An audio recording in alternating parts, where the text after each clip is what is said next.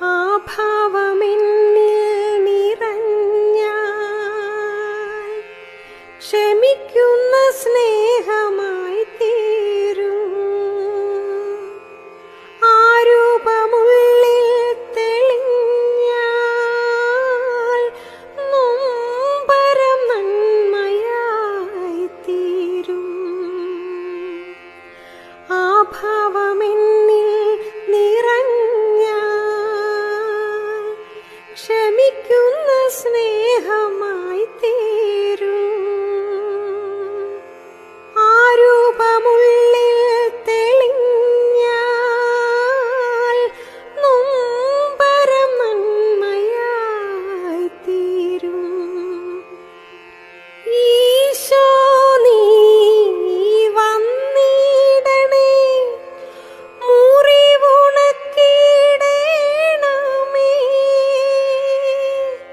സ്നേഹത്തിൻ തൈലം പൂശി എന്നെ തഴുകണമേ.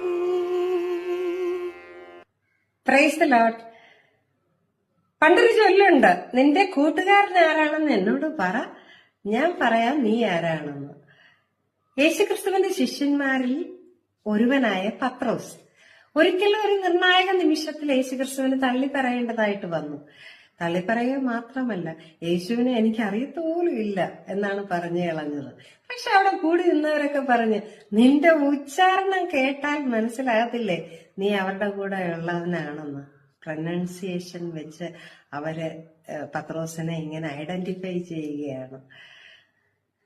ഒരു ദൈവ പൈതൽ യേശുക്രിസ്തുവുമായിട്ട് എത്രത്തോളം സഖിത്വം ആചരിക്കുന്നുണ്ട്, യേശുക്രിസ്തുവുമായിട്ട് എത്രത്തോളം ചേർന്നിരിക്കുന്നുണ്ട് എന്നുള്ളത് അവരുടെ ജീവിതത്തിന്റെ എല്ലാ മേഖലകളിൽ നിന്നും നമുക്ക് മനസ്സിലാക്കുവാൻ സാധിക്കും. യേശുക്രിസ്തുവിലുള്ള ഭാവം, അവന്റെ ക്ഷമ, ദീർഘക്ഷമ, സ്നേഹം, മനസ്സലിവ്, സൗമ്യത, ഇതൊക്കെയും എത്ര കണ്ട് ജീവിതത്തിൽ പ്രകടമാകുന്നുണ്ടോ അത്രയും യേശുവുമായിട്ട് ചേർന്നിരിക്കുന്ന ഒരു വ്യക്തിയാണെന്ന് നമുക്ക് മനസ്സിലാക്കാൻ പറ്റും.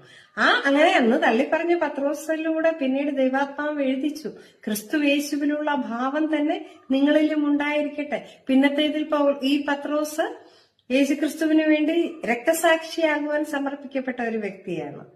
അതുപോലെ ഈ നമ്മള് നാളെ ആകട്ടെ പിന്നെ ആകട്ടെ എന്നൊക്കെ നമ്മൾ നീട്ടി വെക്കാറുണ്ട്. പക്ഷെ ഈ നിമിഷം മുതൽ യേശുക്രിസ്തുവുമായിട്ടുള്ള സഖിത്വത്തിൽ ഒട്ടും കുറവ് വരാതെ നമ്മുടെ ക്രിസ്തീയ ജീവിതം